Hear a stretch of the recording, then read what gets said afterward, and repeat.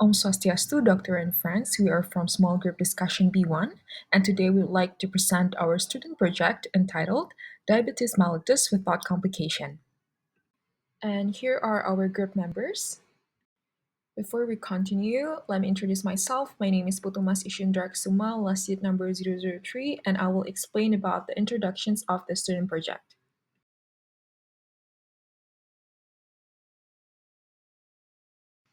As a background, diabetes is a metabolic disease brought on by either insufficient insulin secretions, poor insulin actions, or both.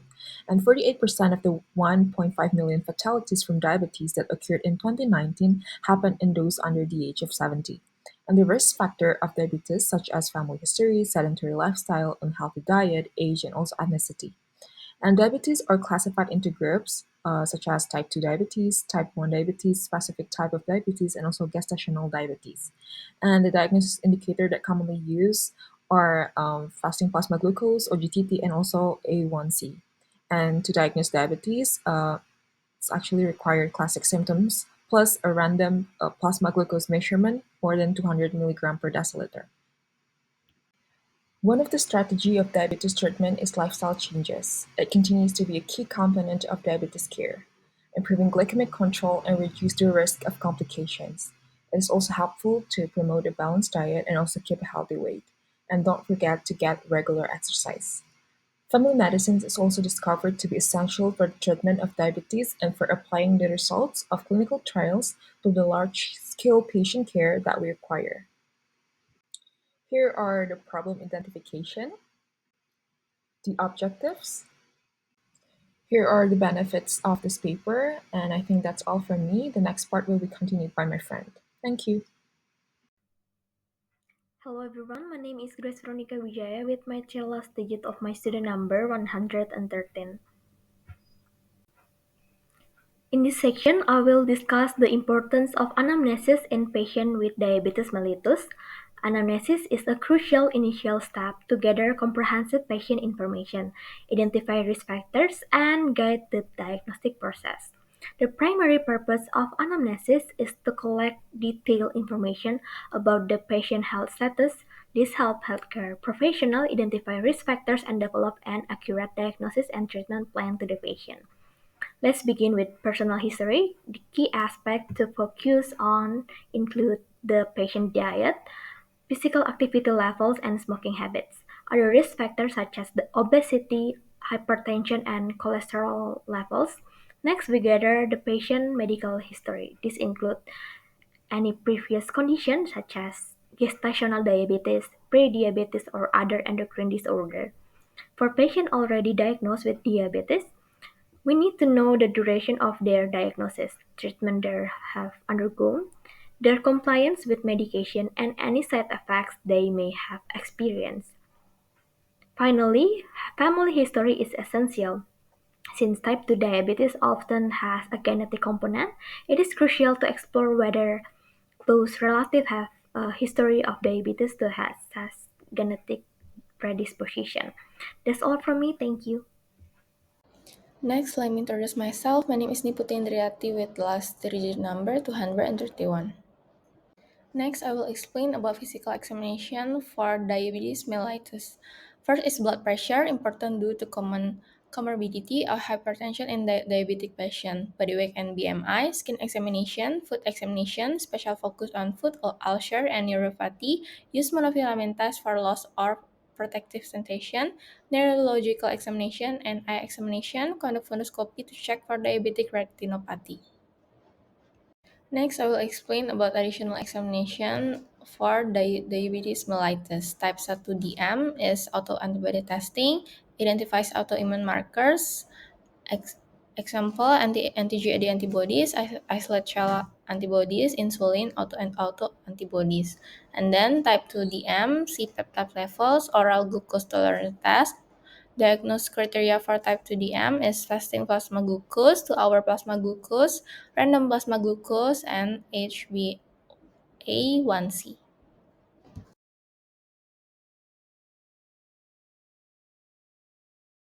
Hello, my name is Sabrina, and I will continue the explanation. It's about the risk factors of type 2 diabetes mellitus. So, type 2 diabetes mellitus has several significant risk factors, mainly related to lifestyle and certain health conditions. The main risk factors contributing to the development of type 2 diabetes mellitus include obesity, sedentary lifestyle, and poor diet, as found in study in China. The study showed that increasing obesity rates and changes in diet significantly increase the risk factors of type 2 diabetes mellitus in the population in the country. In addition, cardiovascular disease is also closely related to type 2 diabetes mellitus. Management of cardiovascular risk factors such as hypertension, dyslipidemia, and tobacco use in type 2 diabetes mellitus patients is very important because this condition can worsen diabetes complications, and strict control of these factors is recommended to reduce the risk factors of cardiovascular complication in type 2 diabetes mellitus patients. And that's My name is Nathanael, which is number 26. Now we will continue to part 2, which is the identification of family interaction. Family interaction is crucial in diabetes management, especially when roles are effectively shared. Assigning specific tasks, such as a spouse handling a meal preparation and an adult child managing medical appointments, distribute the caregiving load, preventing burnout, and ensuring sustainable support. Research indicates that balanced family participation or interaction enhance patients' adherence and health outcomes, while overly controlling behaviors can lead to stress. Therefore, it's essential for families to provide supportive, not overbearing assistance, fostering a collaborative environment that empowers patients to manage their diabetes more effectively. Good day everyone, my name is Sheila Monica with last digit of my student number are 2, 2, and 8. So let's move on to the next subject. So diabetes is a lifelong condition that needs constant care and it doesn't just affect the patient but it also impacts their family. Family members often help with daily tasks like managing medication and also supporting healthy routines. And the support can improve the patient health but it can be also tough on families, especially parents with mental burden and physical burden to the family. So, with the mental burden, the family or the parent may face may worries about the long-term complication, challenges to managing the disease, financial burdens, the patient mental health, lifestyle and dietary adjustment, and also social challenges that they or the family face in the future. And families also deal with physical challenges like changing their diet, adjusting daily routines, and attending medical appointments. This can be especially difficult or demanding when caring for children, the elderly, or those with special needs. To make this easier, learning about diabetes management through a program like the MSE, diabetes self-management education, can also help with the burden for the family. It gives family the tools they need to take better care to the patient while also reducing their own stress and physical strain for caring for the patient. Thank you. Hello, my name is Dr. Adrianus with the last three digit of my student number 104. So I'm going to explain about the comprehensive approach and personal care approach in managing patient with diabetes mellitus without complication. As for the comprehensive approach, it refers to the patient be given the drug of choice for their disease. So as for patients with diabetes mellitus, they are most likely be given metformin to help control their blood sugar level. They need to have their blood sugar level continuously monitored so the physician can determine whether they should be given an extra dose of drugs or not. Also, other health markers such as lipid profile or cholesterol levels are also checked. Next is the personal care approach. It refers to the patient's lifestyle. So, two things to take care of is the physical activity and patient's diet. For physical activity, patients are recommended to do at least some light activity such as walking or running for at least 30 minutes a day. And for the diet, that is the most important part when talking about patient with diabetes mellitus. They need to modify their diet based on clinician or nutritionist suggestion. Hello, doctors and friends. My name is Novea Indratmo, and the last three digits of my student number is 119. Now I'm going to be continuing about 2.5.1, which is what needs to be conducted in the comprehensive, collaborative, and continuing care approach. So, part E is about preventive approach, and this approach focuses on the modifiable risk factors of diabetes mellitus, such as from prenatal, which is like maternal obesity and gestational diabetes, and then from infancy, like breastfeeding, rapid weight gain, and also adulthood, like the diet and also exercise. So this approach addresses the pediatric obesity starting from early because there is an increase of the prevalence of pediatric obesity. And then we also prevent the risk factors and also conduct early screening to prevent the diabetes mellitus, especially in high risk groups. On the other hand, for collaborative approach, we use a multidisciplinary team which consists a team of physicians, nurses, and pharmacists and other people on the healthcare area to provide a personalized education, treatment, and also action plan for comprehensive diabetes care. This approach ensures an early detection and management of complications, and it optimizes the resource use and preventing medication overuse. This also can improve the patient outcome because we use evidence-based medicine, and also we help the patient in every aspect possible. That's why we use collaborative approach. That is all from me. Thank you.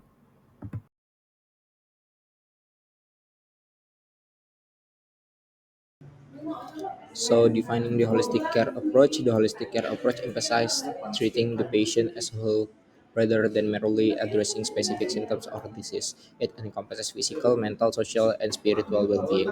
And defining the continuum care approach refers to the long-term support provided to individuals with condition or disabilities, focusing on sustaining health and quality of life. Thank you. My name is Kevin Andrian Chandra with my registration number 095. Today I will explain about primary prevention efforts of type 2 diabetes. It is a program created to reduce the risk in the diabetes suffered through change in diet and lifestyle. This is done outside of routine screening and observation with a doctor. First, screen and monitoring. Annual monitoring, including risk factor assessment or tools like the AD risk test, is recommended for individuals with pre-diabetes. Early intervention during this stage is crucial to prevent progression to type 2 diabetes. Lifestyle behavior change for diabetes prevention. Intensive lifestyle change and dietary modification can be used to primary prevention efforts.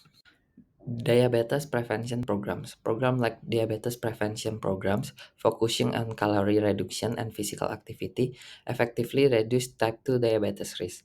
These cost-effective programs are often covered by insurance. And last, technological and community support. Certified digital programs and community outreach by health professionals are essential for expanding diabetes prevention effort, especially in underserved areas. That's all from me. Thank you. Om Swastiastu, my name is Immanuel Krisliandi and the last three digit of my studio number is 132. Now I'm going to explain about the secondary prevention effort for diabetes without complication. Basically, secondary preventions focus on managing individuals diagnosed with the disease to prevent the onset of complications and improve health outcomes for the patient. The first key point is lifestyle intervention. Basically, we encourage patients to adopt a balanced diet and portion control of their meal and promoting regular physical activities such as walking or light exercises. And then we have health monitoring.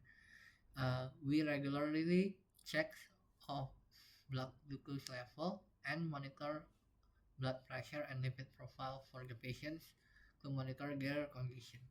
And then we have empowering patient. We have to deliver education program to help individuals understand and manage their own condition, and then building community support group to provide shared experiences and encouragement for the patient. And last, we have comprehensive care by highlighting the importance of multidisciplinary healthcare teams, including doctor, dietitian, and nurses to offer a well-rounded approach for care. That's all from me. Thank you. Hello, my name is Devi Prastiti with last three digit of student number 028, and I would like to explain about the tertiary prevention efforts. The first thing that could be done is management by medication. One example is metformin. Metformin works by altering cellular enzyme metabolism by inhibiting hepatic gluconeogenesis and counteracting the effects of glucagon, resulting in lower blood sugar levels. The second example of medication is alpha-glucosidase inhibitors. It works by delaying the absorption of carbohydrates in the intestines, which can aid in preventing complications of type 2 diabetes. The second thing that could be done is lifestyle modification. The first one is medical nutritional therapy. It includes dietary adjustment to help regulate weight, blood pressure, and cholesterol levels. The second thing is physical activities. It can help in keeping a healthy weight and lower the chance of developing further complication of type 2 diabetes. The last thing that could be done is monitoring and management by doing routine HbA1c level monitoring. That's all from me. Thank you. Hello, let me introduce myself. My name is Janice Wijaya with the last three digits to the number 027. Let me continue the presentations with the conclusions. And so, for the conclusion, diabetes mellitus is a chronic metabolic disorder that is caused by insufficient insulin production, insulin resistance, or both, that will cause an elevated blood sugar levels. Typical syndromes of diabetes mellitus that can manifest are fatigue, blood vision, and unexplained weight loss, increased hunger, frequent urination, and excessive thirst. A comprehensive anamnesis should be include the patient's risk factors, patient's health history, and the family history. When family medicine principle is applied, there are several approaches needed in handling patients with diabetes mellitus, including a holistic care approach, a continuum care approach, comprehensive approach, personal care approach, preventive approach, and collaborative approach. And for the preventive approach, we have three steps. The first one is primary prevention efforts, secondary prevention efforts, and tertiary prevention efforts that is meant to stabilize the disease and to stop its progression. Maybe that's all for our presentations. Thank you for your attention.